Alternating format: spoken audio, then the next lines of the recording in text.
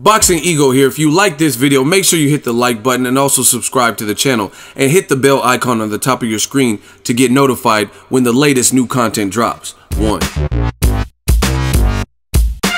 Billy Joe Saunders has his next fight. He's fighting Martin Murray. Stay tuned. What up, Fight World? It's your boy Ego and I'm back with some more boxing. Make sure you smash the like button. Also subscribe to the channel for the latest and greatest in boxing.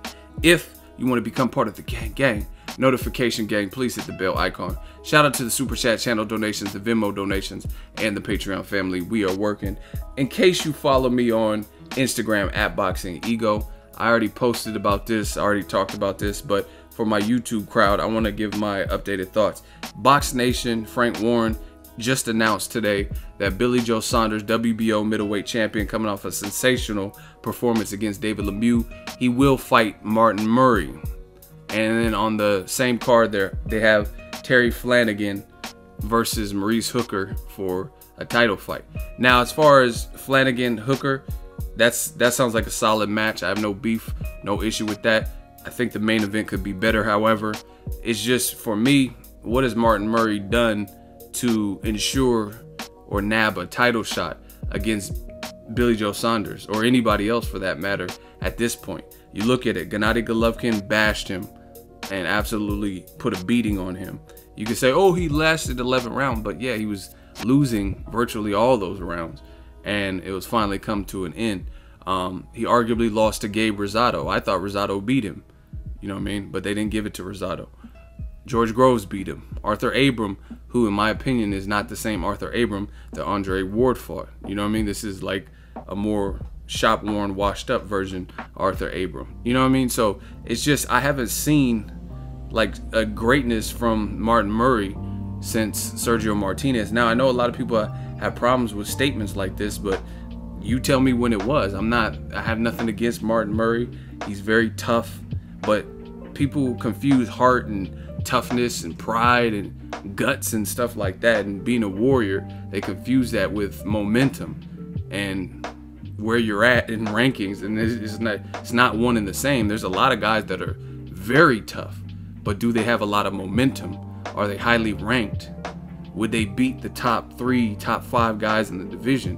And you answer that and it'd be like, no. So to me, I just don't think Martin Murray's really done anything to the point where he should be in a title picture versus Billy Joe Saunders.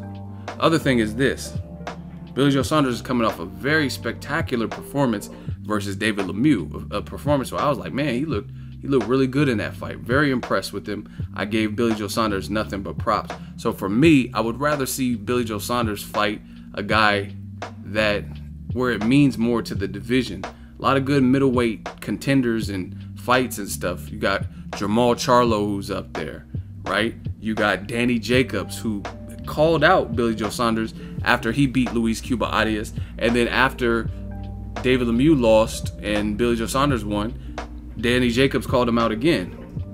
And I don't want to hear about these excuses about, oh, one's with Frank Warren and Eddie Hearn, because I don't give a shit about that, because then you need to start boycotting these promoters. If they can't put on fights that we want to see as fans, and this is what we get as a result of Cold War promotional beefs and some kind of dick measuring contest or pissing contest, then we need to be promoting or boycotting these fighters. So I'm not trying to hear that. It's a fight, it's feasible, it makes sense. Danny Jacobs is a respected person in the division. But even if it's not Jacobs, Jamal Charlo, he's not with Eddie Hearn. I think Spike O'Sullivan, he's coming off a very good win, looked very impressive, versus Antoine Douglas on that recent HBO card. It was actually on the Billy Joe Saunders card, right? And I know Billy Joe Saunders has sparred with Gary O'Sullivan, and he's also beaten Spike O'Sullivan. But again, about momentum, yeah, he beat him already, but Spike O'Sullivan looked good in his last fight. You know what I mean? He's in shape, coming off a good win. What is Martin Murray coming off of? You know what I mean? This is just off the top of my head. Demetrius Andrade. That'd be a hell of a fight for Billy Joe Saunders. Derevyanchenko, the one who beat Toriano Johnson, who they talked about possibly fighting Andrade. You know what I mean? So there's just too many good fights to me. I would prefer, even, this is just my personal taste, over Martin Murray, I would prefer even Billy Joe Saunders versus Curtis Stevens, or Billy Joe Saunders versus Luis Cuba Arias. Even though they're coming off of 2016 losses, I still would rather see that, because they stylistically present different pieces of puzzles for Billy Joe Saunders. Martin Murray, like I said, he's tough. He's a valiant warrior. Take nothing away from him in that regard. It's just not a fight that I'm really checking for. And for Billy Joe Saunders, to me, it doesn't really prepare you to face the Canelo versus Golovkin winner. Now, another excuse that I hear from fans is, oh, he doesn't want to take a risk. He doesn't want to risk take an Andrade or something like that, or Danny Jacobs, because he doesn't want to risk the Canelo versus Triple G fight. But you got to look at it. If you're a champion, you know what I mean, within reason, there's a lot of guys that you would probably be favored to beat, or it would be, you should be confident. Basically, you should be confident in your skills. Like, so you feel you have to go with a Martin Murray, a guy who, like I said, lost to Golovkin, lost to Abram, lost to Gabe Rosado, in my opinion, lost to George Groves. You have to go with a person like that, right? And I don't even think Martin Murray has stayed at 160. I think he was even fighting at 168. So I don't even know how he makes 160 if he makes it comfortably anymore. That's just off the top of my head, though. So, you know what I mean? That doesn't mean that. You know what I mean? You could still fight a fight that fans would probably embrace more and still be in the running. All you have to do is win. And the other thing is this: Billy Joe Saunders and Canelo Triple G, there's no guarantee that you get that fight anyway. You know what I mean? You haven't fought Triple G in all this time. You never fought Canelo in all this time. So who's to say if they have a second fight, then immediately after, if you handle business with Martin Murray, you're going to get that shot to become undisputed. There's no guarantee in that. Because what if Canelo, let's say he loses to Golovkin, he might have a rematch clause. So they might do a trilogy. You know what I'm saying? What if Golovkin loses and gets knocked out or something crazy, and then they want to do a rematch for a trilogy? You know what I'm saying? You just never know. So you can't really base your career off other people's fights. I don't believe in that.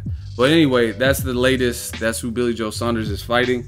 And it's just kind of disappointing, because it's like every time I give Billy Joe Saunders some real life credit, because he impresses me in some fashion, it's like he kind of goes back and reverts back to what he's done in the past. It's like he'll have a good win, and then he'll either disappear and gain weight and then come back and fight like the Wolverine dude, or it's kind of like holding the belt hostage.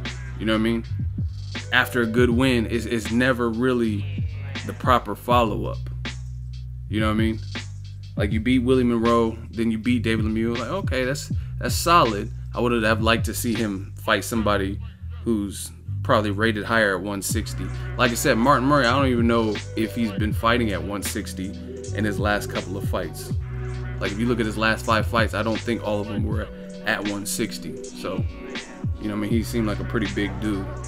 So I just would have liked to see Billy Joe Saunders go for it more. And like I said, it's not about just taking a risk by fighting Andrade or Derevchenko or Danny Jacobs or whatever, Charlo.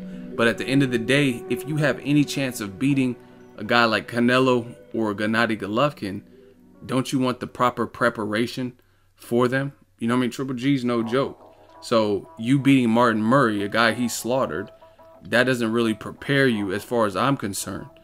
That doesn't really prepare you for Golovkin or Canelo, right? But if you were to beat Danny Jacobs, Jermall Charlo, then yeah, that's elite level competition for the division right now. So that would prepare you.